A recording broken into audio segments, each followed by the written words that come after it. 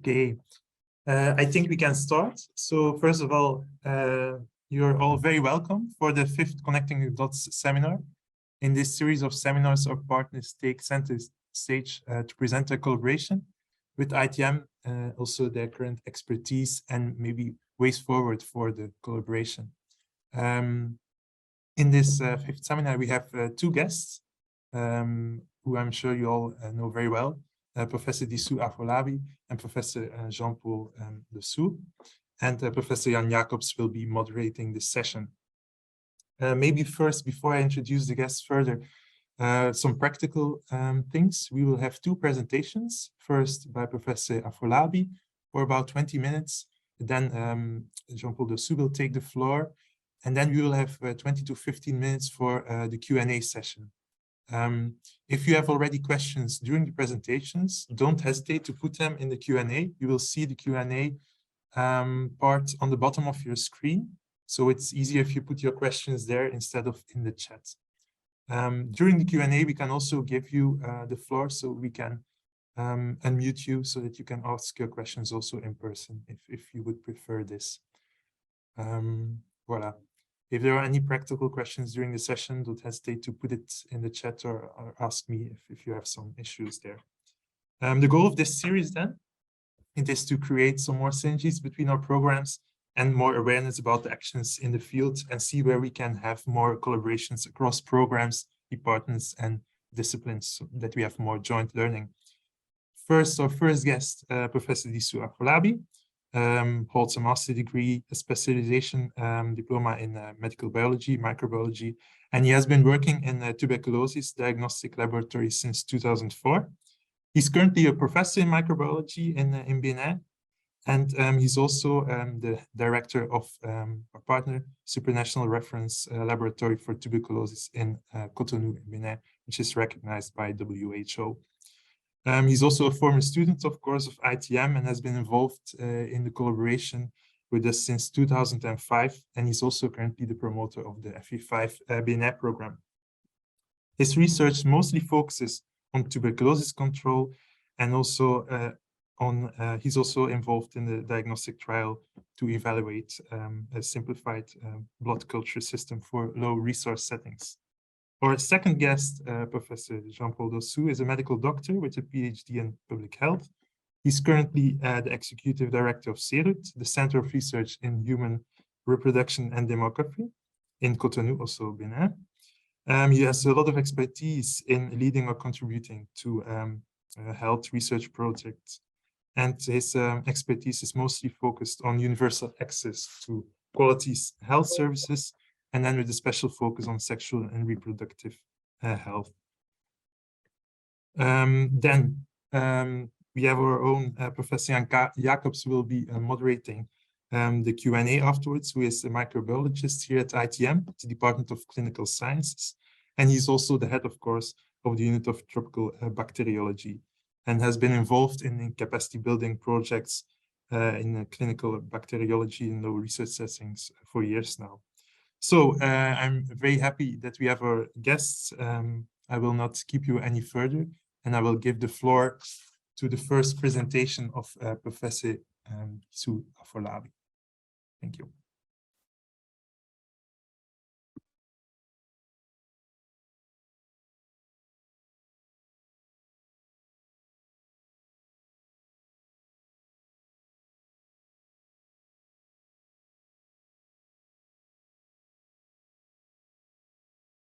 Yeah. Is it okay, Cedric? It's we see the full screen. You see the full.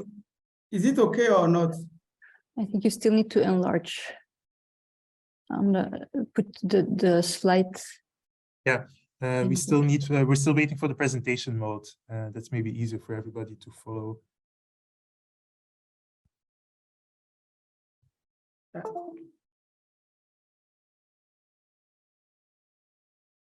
Yeah, yes. Voilà, perfect. Thank you very much. Okay, thank you. Thank you, everyone. It's a great pleasure for me to share with you some slides to present you our institutions. I made this presentation with Farida, and so thank you very much. So it's a presentation of the Supranational Reference Laboratory for Tuberculosis in Cotonou.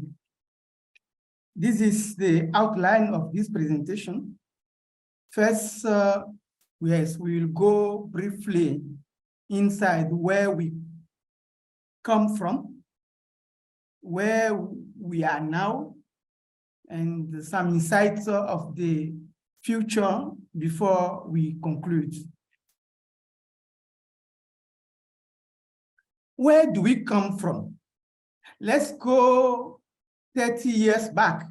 When we go 30 years back, yes, let me clarify that the name of the laboratory nationally, when we are at the national level, the name of the laboratory is Laboratoire de Référence des Mycobactéries. Namely, it is LRM, but in English, it will be the National Reference Laboratory for Tuberculosis. So when we go 30 years back, this laboratory at this time performed only microscopy and solid culture for mycobacteria. And the laboratory was managing a network of around 50 microscopy laboratory. This laboratory inside the country were doing only microscopy. There was no international role, and the research in the laboratory was quite confidential. And that's why we have to really thank these two persons you are seeing here.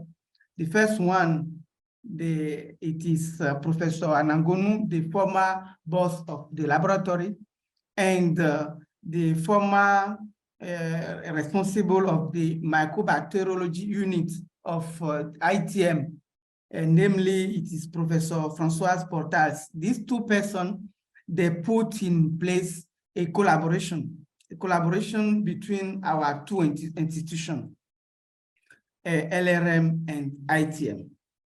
And this collaboration was mainly focused on capacity strengthening on human resources.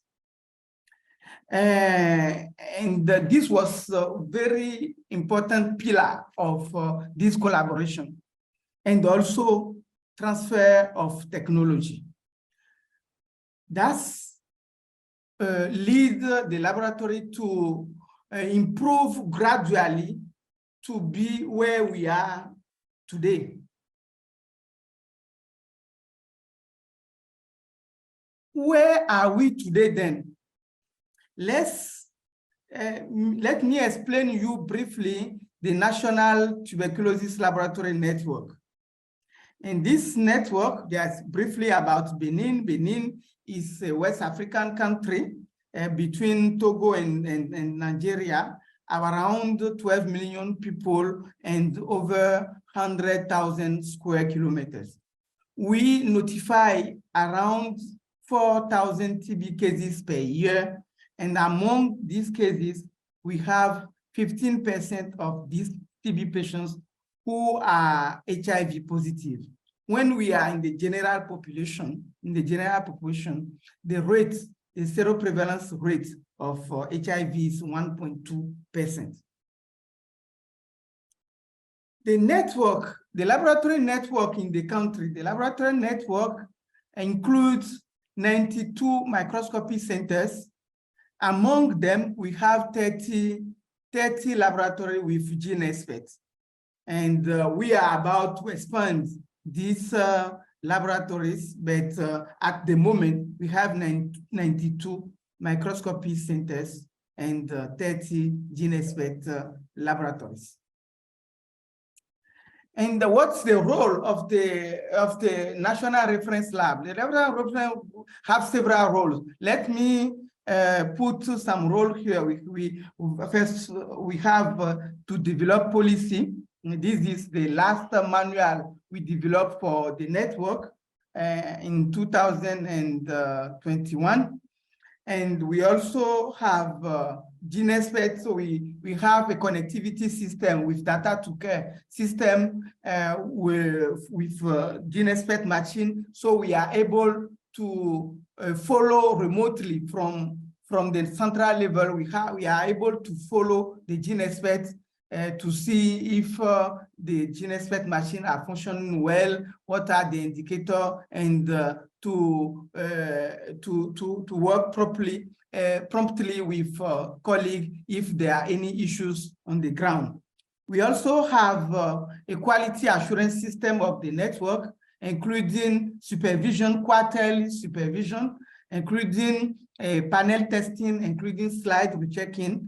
We have also this quality assurance system. We procure reagents and also equipment to all these laboratories, and we manage the data from this laboratory to better understand how the network is working and how to improve things. All this with a system of training of the personnel within the network. This is what the reference laboratory is doing to manage the laboratory network for tuberculosis. And to do that, we have 6 clinical biologists, 18 lab technicians. The infrastructures in the lab is we have 1 BSL-2 plus and 1 BSL-3. And the tests that are performing in the laboratory are microscopy, culture, liquid culture, solid culture, drug susceptibility testing, and molecular tests, including sequencing.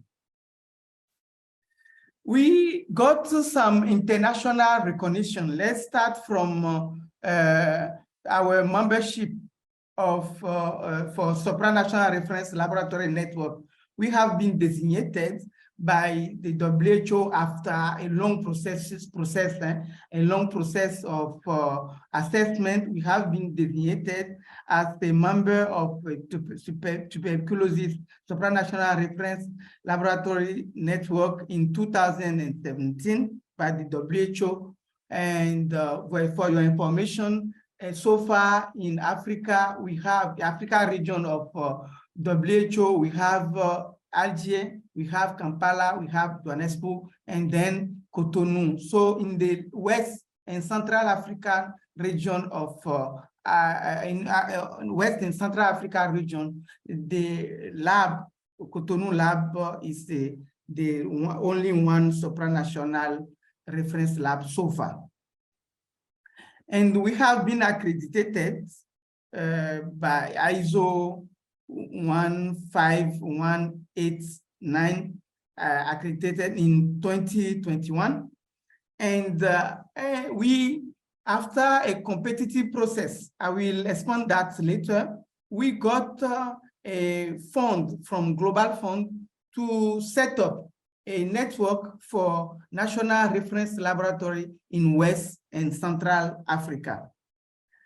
So the title of this project we call TB Lab. The title is to strengthen TB Lab in Western and Central Africa. It was a competitive process, and the fund is the Global Fund against HIV, TB, and malaria. And the direction of the first run was 2019 to 2091. And then we got, from last year, we got another round, and which we are rounding at the moment. Just for last year, I will just show you what we did within this network. We were able to train people or to go for technical assistance in several countries for LPA. You can see the countries for drug susceptibility testing, also for equipment maintenance. We develop a laboratory management information system, and this system has been deployed in 10 countries at the moment. Mostly they are French-speaking countries, and the English version of this laboratory management information system is available, and we will deploy it in the English-speaking countries. Yes, as you can see later, we support laboratories for quality management system, and also for management of the laboratory network, national laboratory network. And this course we developed together with Armand van den some years ago, and we continue this course, and we call it International Course of Applied Mycobacteriology, or ICAM. And what we developed for this course during COVID was to organize the course in two parts. One part is online, and the second part is on site. So together with our colleague from ITM, we were able to set up a platform, or a Moodle platform, to develop this course. So for last year, 83 participants were followed the course online, and 33 on site. When they came on site, we were able to do practical work, laboratory work with them. We also organize a special training for leadership and management of laboratories for English-speaking countries, Nigeria, Sierra Leone, and Rwanda. Rwanda is not part of our network, but since Rwanda is now a supranational candidate, and they need this course, we are able to call them for them to follow the course together with the laboratory of our network. And the other activities where we organize from time to time, so some webinars. We were last year we organized on connectivity, how to improve in countries the connectivity system, how now for country to be able to be able to implement the new SDR cartridge, and also to be able to change from MTB Reef cartridge to MTB Reef Ultra. And also we provide them SNL quality control together with our colleague from ITM, and also we provide them some tests. The country which are not able to perform some tests, they can send their samples to Cotonou, so we are able to perform the test for them. Just to show you that from 2019 to 2022, you can see that the map of the region is becoming dark, which means that the quality management system is being improved in the countries. And we can see that while in 2019, no national reference lab was accredited, in the 2022, 3 Benin and 2 in Nigeria were already accredited. About research on TB, we were able to move from being co-investigator to be at last with DIAMA project to be principal investigator, and to coordinate the whole project. And this it is the idea for switching the pole. And then this DIAMA project, just to focus briefly on this DIAMA project, the goal of the DIAMA project is to develop tools, to develop some tests, and to avoid culture, to be able to diagnose MDR, multi-drug resistant patients, and to follow them by avoiding culture. As we know that culture is not easy to perform in low research countries. So this we are at the end of this project now, and we are about to analyze the results. To analyze the results, and also this study is able to help us to know the population structure of TB and MDR TB in the region. As you can see, we have 9 African countries, and this is coordinating by SRL Cotonou. So far, the DIAMA project has contributed to the WHO Consolidated Guideline on TB on rapid diagnostic for tuberculosis detection, particularly for SDR cartridge in 2021. Well, what was, we think, successful on TB, we wanted to also to translate it in the clinical bacteriology, which has some issue at the moment. And so that I will tell you briefly about CNHU-HKM. This is the biggest hospital in the country. And but in the bacteriology unit, we have close collaboration with SRL Cotonou. This is the personnel of this laboratory. And yes, I am also the head of the bacteriology lab in the CNHU. So, and we have close collaboration between this lab and the LRM. That's helped us to put in place capacity strengthening for this laboratory, but also to get the support from ITM through DGD to be able to decrease the cost of blood culture by discussing with the direction, with the head, the management staff of the hospital. We were able to decrease the cost of blood culture from 22 to 5 euros. And this leads to the dramatic increase of the number of the requests of blood culture in this hospital.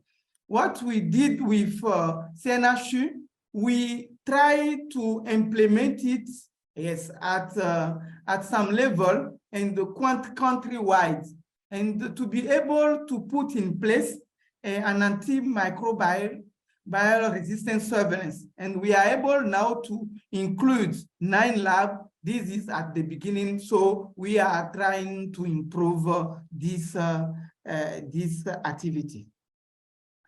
Last and not the least, it's about the symbol project. And the idea of this symbol project, the name is a simplified blood culture system. The idea is to introduce better adapted diagnostic in sub-Saharan Africa by adapt the diagnostic equipment to have more resistance to dust, humidity, unreliable power supply, and also to have the diagnostic equipment to be affordable and easy to use by people who are not microbiologists, what is not easy to have in low research countries.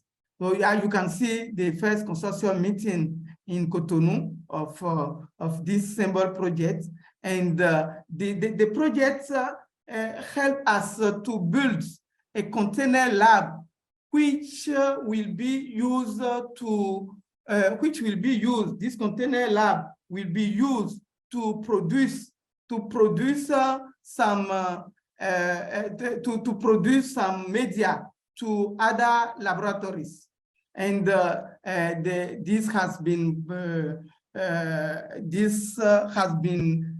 published, will be published this week in this Lancet, and this is, and I will take this opportunity to thank all the colleagues, particularly Liz Lott and others. What are our challenges? We have challenges of human resources, particularly about instability. So since we are managing several tasks, there is a big risk of neglecting research. We have some funding issues, but also a problem with managing heavy procedures with global funding. What is our futures as we think at the moment? Our future is to improve collaborations, to to reinforce collaboration with ITM and other institutions, research institutions, to develop local bioinformatic capacities, to continue the process for accreditation, to be accredited for providing panel to laboratories, and also to be accredited for the container lab for producing culture media, and also to develop a robust antimicrobial resistance network, as we did for TB. In conclusion, as you can see, we have several achievements, and this has been possible through the collaboration we have for now more than 20 years with ITM. But there are some challenges, particularly we have to maintain the TB network, either nationally or internationally, and to enhance the antimicrobial resistance network, and to develop more collaborative research. Let me thank the colleagues who are here. We have Bouke de Jong, Professor Bouke de Jong, Professor Jan Armand Vanden, who has been a mentor for me for so many years, and Professor Lentu and other colleagues, Barbara, Lislot, Faridat, Sabine, Ovid, and others. Thank you for your attention. Thank you very much, Professor Affolabi. Now I would like to give the floor to Jean-Paul Dossou. Please, if people have questions, don't hesitate to put them in the Q&A, and at the end of the session, we will pick them up. So I give the floor to Professor Dossou.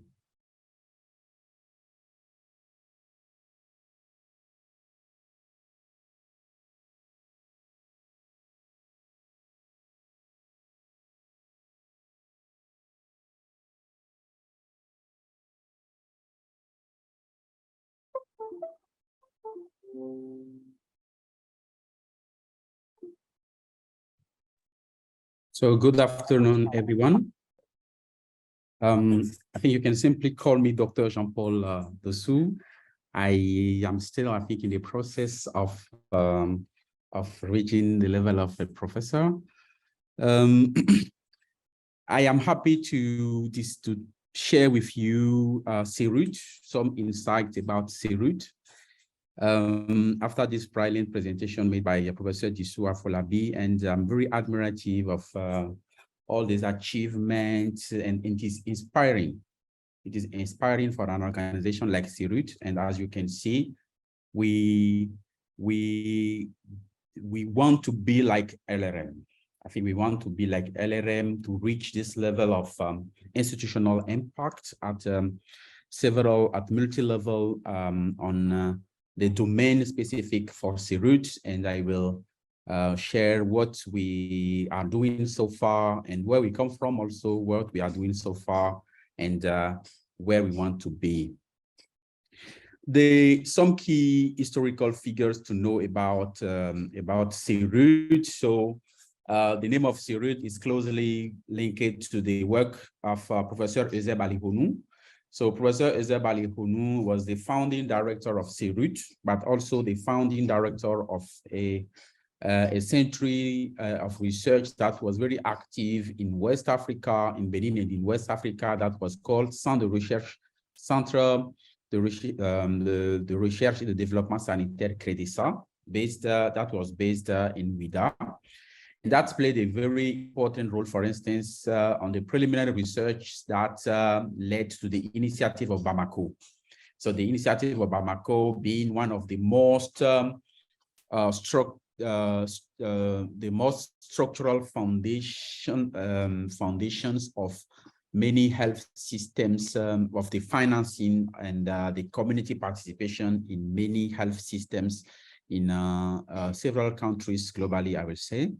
So the practices and the spirit that grounded that work in that research century that was called CREDESA also influenced a lot what the onset and the vision and the work of CRUT.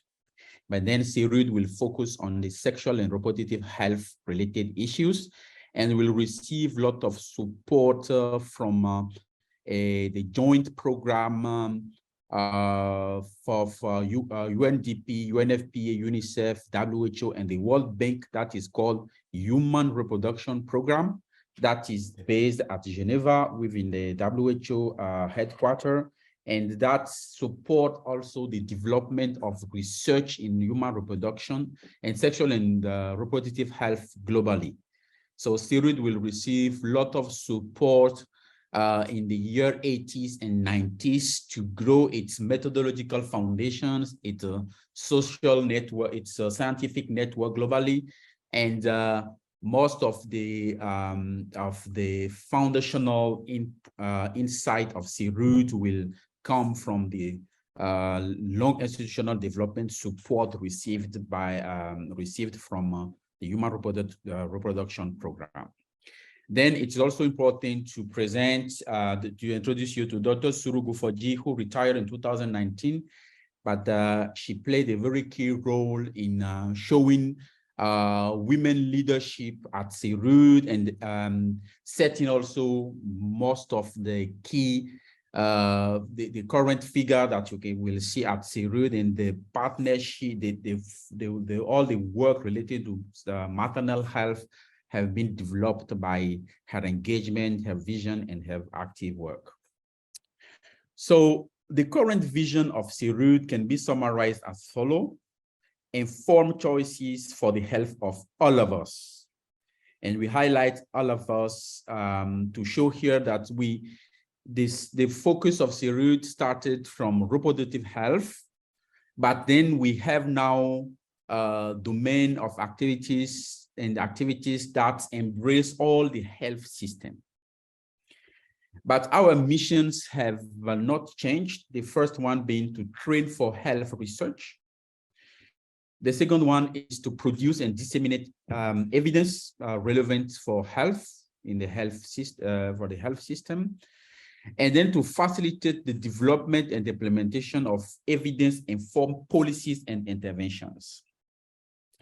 And then finally, to facilitate systematic, collaborative, and multi-level learning in the health system. In the question and answer part, we can come back on the concrete contents of all those missions and the way we see them. And we have tried to map a bit what we call the footprint of CRUD in the last 5 years. So from CRUD, we have a set of projects in the last 5 years that touched or that have operations in all those countries in Sub-Saharan Africa. So in all the ECOWAS countries, we have a project running currently that is present in all the 15 ECOWAS countries. We have also some other projects where we have presence and operations in Congo, in Tanzania, in Uganda, in Malawi, and we can come back and discuss all those work. So in terms of organization, how CRUD is organized in terms of structure, so we really define ourselves as a research and implementation for development organization.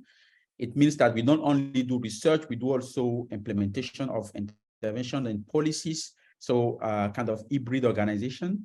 And for development, because it's not just for academic purposes, we really make a difference between research for academic purposes and research for development, meaning that we really try to link all our work to impact and to have changes in the lives of people. So CRUD is a non-governmental organization and in the process of being declared an organization of public utility. And then we have a general assembly that's put together all the members that align with the vision of CRUD, and that gets enlisted as a member of the association that constitute the General Assembly of CRUD. And then we have an administrative board led currently by Professor Sosten and Dissou, which picture is displayed there. And then we have an executive body that is organized around an executive director, a deputy director, that is Dr. Bilo Kefilat, leading also one of the 3 technical departments, so the Department of Health Policy and Systems. And there is also Dr. Bowie-Christel leading the Department of Biostatistics, Epidemiology, Populations, and Disease Control. And then we have a 3rd technical department that is focused on reproductive biology. And then we have a Department of Administration and Finances that support and provides administrative support to all the other departments. So this picture, just to hide, that has been produced as part of the Day of Women, really illustrate also how CERUD, the staff of CERUD is very gender balanced. We have many female staff working with us, and they are very active, very passionate about their work. And the idea also is to inspire women leadership in global health. So the primary thematic domain of CERUD is really around sexual and reproductive health, where we work on fertility and contraception. We work on sexually transmitted diseases. We work on mother, newborn, infant, and adolescent health. And we also work on chronic gynecological morbidity and address those top thematic domain through 4 angles. So the biological approach, the clinical approach, the epidemiological approach, but also the health policy and system approach. And you can see this a bit in the mirror. You can make a parallel between those approaches and the way the technical department are organized. But what is interesting is that beyond those primary core domains, what we are learning from those domains and the competencies we are developing in those domains have transversal relevance on several other health system strengthening priorities and problems. So we are very active currently also in universal health coverage.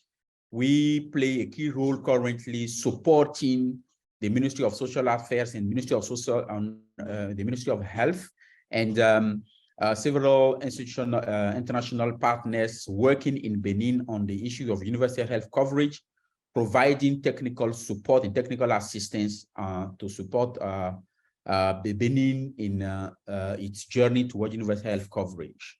We are also active on this issue in other countries like Togo and Burkina Faso, playing a relatively, I think, quite critical role, well recognized by WHO and used by USAID and other partners on this topic of universal health coverage. So we have also some concrete projects ongoing, and for instance, related to COVID-19, and also on health system strengthening. We have some projects ongoing and supporting Benin and also other countries related on health system strengthening related activities. So here are some projects I can mention concretely. One of them is the maternal and perinatal death surveillance and response. So Benin is the main technical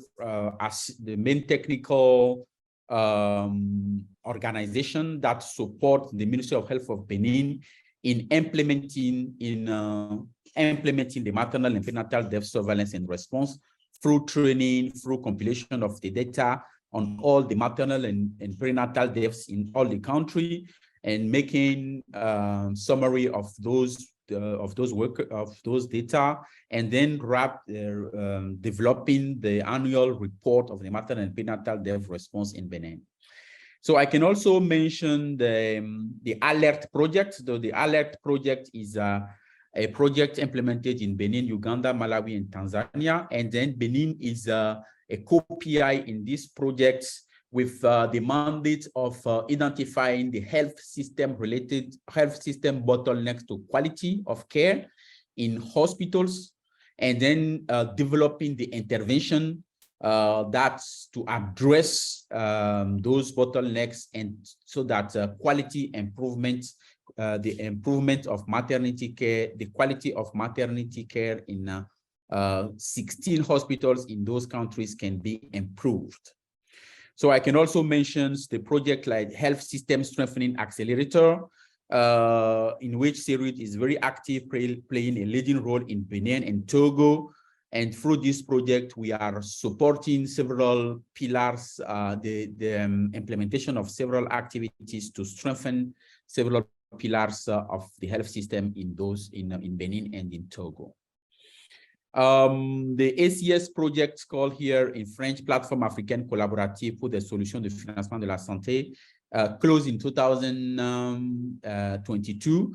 But it was a very interesting project whereby in Burkina Faso, for instance, we supported the development, we supported concrete progresses on how strategic purchasing, for instance, can be used to create transformational changes on the way money is pooled and money is used, and the buying of services is done in a way to facilitate progresses toward universal health coverage. The Recover project is founded by ADRC and is a project through which CERUD is a project led by CERUD, implemented in the 15 ECOWAS countries to to do a formative research and then move toward the development of a policy framework on how the collateral effect of COVID-19 can be mitigated in the 15 ECOWAS countries. The idea is to really create a momentum for a better consideration of collateral effect of pandemics in the pandemics response plans.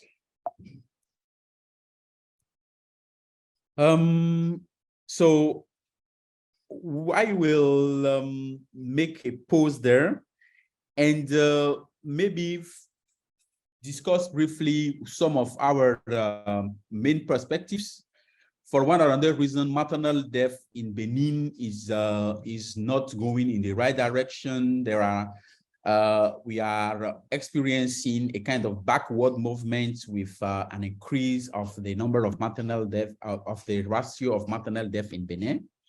So several factors are playing a role around that, but definitely we have now as an organization, we are rebuilding our institutional policy to better respond to the emerging constraints of the context, the emerging approaches in the field of the complex field of health policy and systems in the region, and identify, review our strategy, adapt our human resources policy, our financial management policy, and also even our staffing approach, so that we can better respond to the emerging challenges and to the changes that are to the changing fields of the practice of health policy and system research in the region.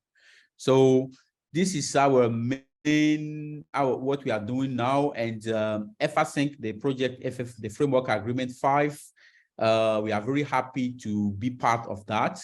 Having, for instance, LRM as an organization that is empowering us, we have a set of activities to do together, and then we are having some concrete actions on how to strengthen our administration, our management strategy, our human resources, our institutional approach. So these are some key perspectives, and we are open to work with any organization interested by West Africa, sexual and reproductive health, but also universal health coverage more generally. Thank you very much. I will stop there and to give some time for question and answers. Thank you very much, Dr. Dossou. Voila, and now we will be moving to the Q&A part. So please don't hesitate to put your questions in the Q&A. If you want to ask your question, you would prefer to do it in person, you can always lift your hand and we can unmute you. So I would say go for it and ask your questions.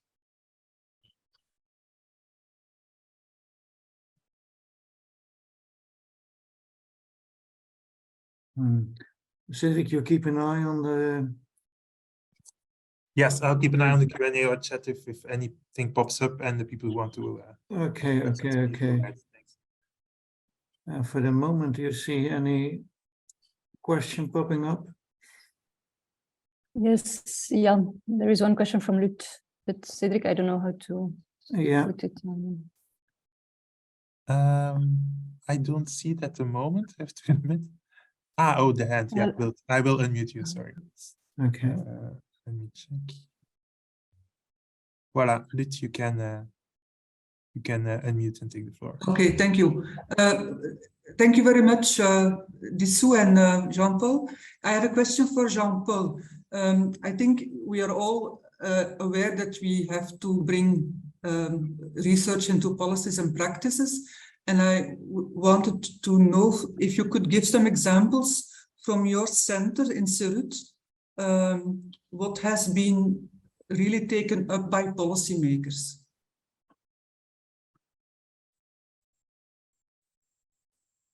Okay. So the main approach of Serut is to, for instance, through the perinatal, the maternal and prenatal dev review. So the strategy is that for all the maternal deaths happening in all the countries, normally a review has to be performed. So the team have to sit down and review the case and identify what would have been done better to reduce, to prevent that death to happen. We have trained all the hospitals in Benin normally to implement that strategy since more than 5 years now. And we have also supported them, for instance, in doing the same for near-miss cases. So women who nearly died and who have been saved from death by an intervention. So what it creates is that it creates really at the meso level, so at the hospital level, a mechanisms of learning from practice and making recommendations to improve really in a routine basis. So if we see here evidence to action from at the meso level, this is a process through which hospitals produce some form of knowledge at their own level, and then they implement it, they transform them into recommendations and transform them into action to improve their work on a daily basis. And in a matter of history, the first trials around the maternal and prenatal death review in Benin have been performed for Serut, and the trial around the clinical audit also have been performed in Benin through Serut. So Serut produced the knowledge and the evidences that grounded the development of the national policy of the maternal and prenatal death review currently. And this is one, and then we are also continuously supporting at the operational level, the implementation of that policy and that approach, and supporting hospitals in using their own learnings about what happened wrong to improve continuously.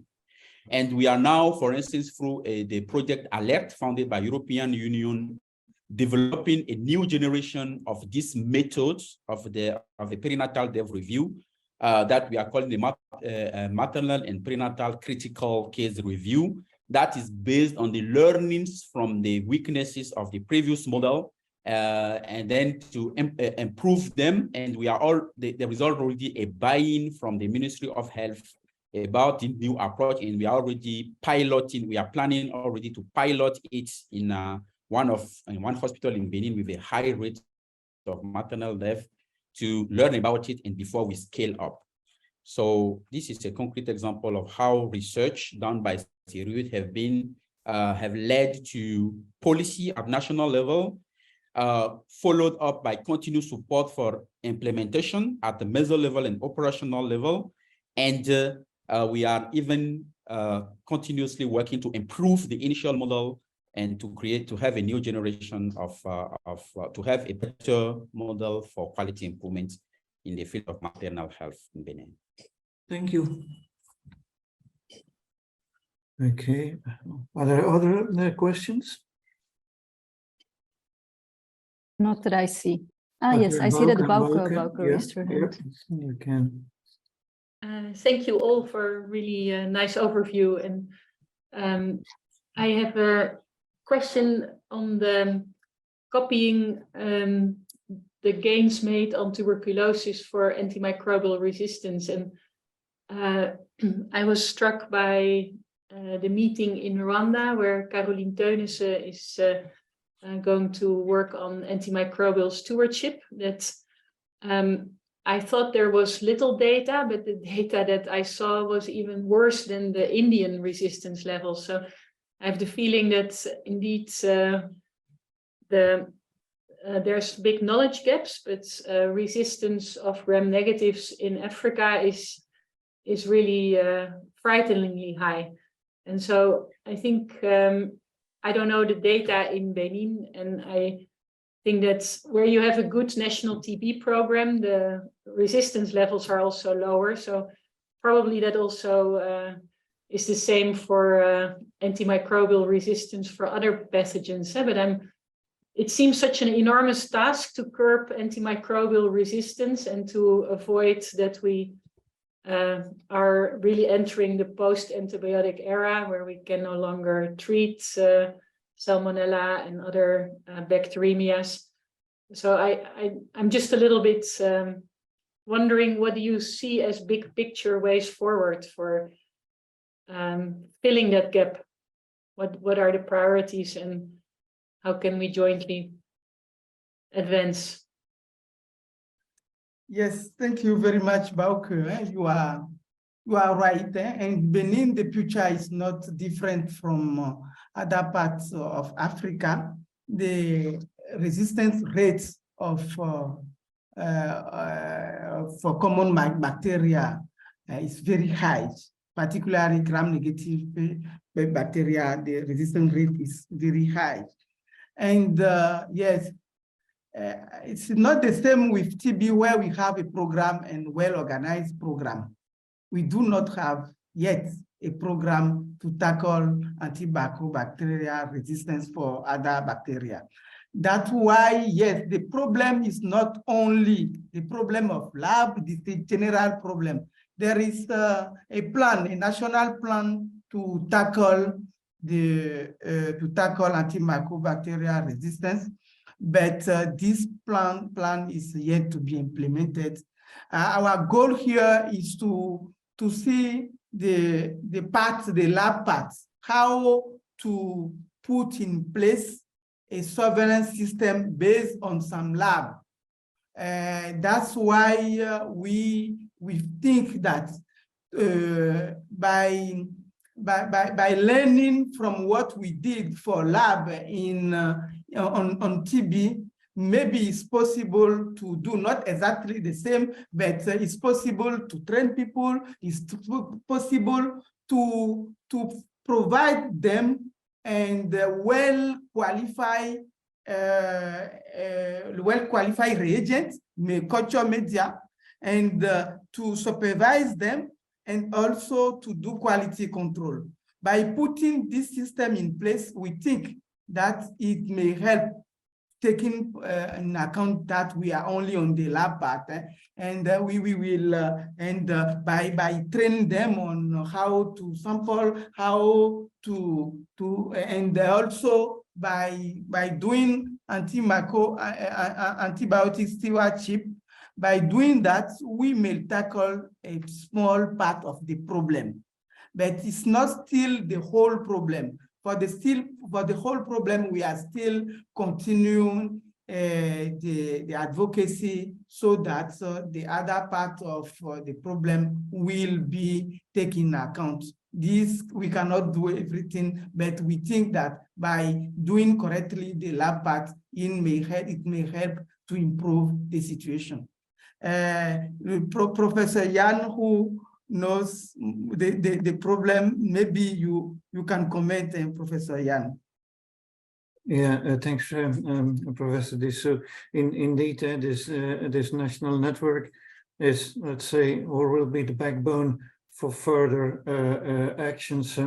I think also both institutes, and both Professor Affolabi and Dr. Dossou, they show that also in Francophone countries in Africa, which are hardest hit by infectious diseases, which lack a part of the funding and which have less access to research publications, that there is supranational leadership and that they can take the lead for Pan-African projects.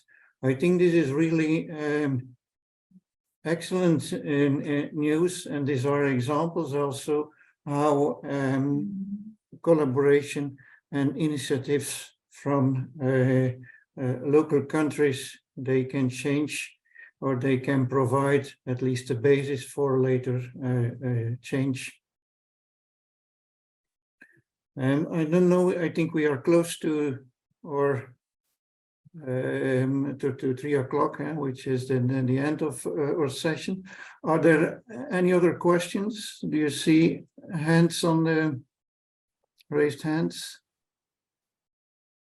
Not for the moment. No, no, not for the moment. That I would like to thank all of you for your presence and for your collaboration. I would like to thank especially the speakers and the organizing for this very interesting session. And I'm sure it will contribute to the raising awareness and also to raising synergy, increasing synergy among partners and among you and our institute. Thanks a lot and have a good day. Bye. Thank you very much, Professor. Thank you. Yeah, thank you. thank you very much. And all. Thank you.